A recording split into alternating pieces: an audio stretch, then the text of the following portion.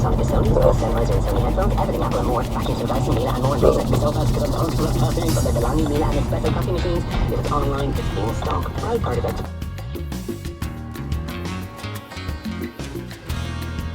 Electrical. Appliances delivered.ie. See it tomorrow. Get it tomorrow. And breathe.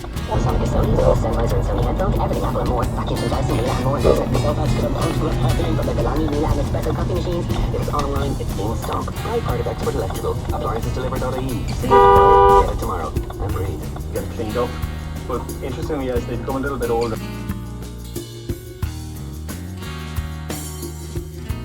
one of the biggest fears about vomiting is not to vomit.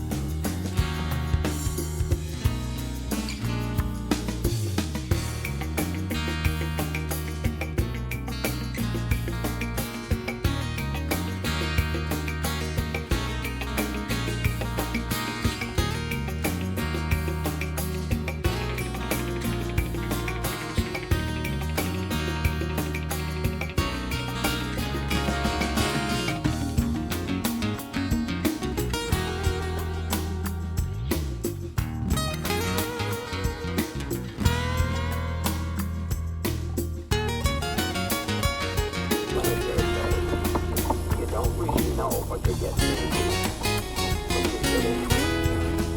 The problem is, as I mentioned before, that there's a lot of people there that's been there a while, and you're not going to be firefighter almost, and it's just you're coming down and having to know.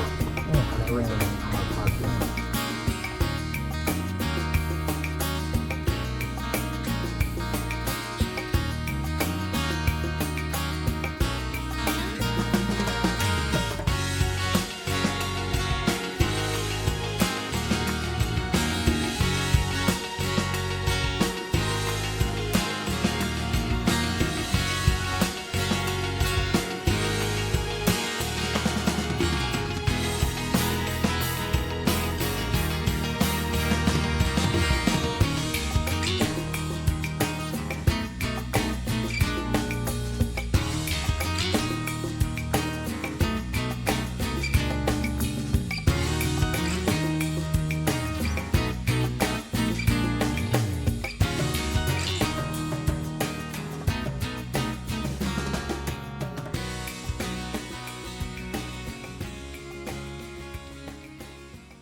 Washing.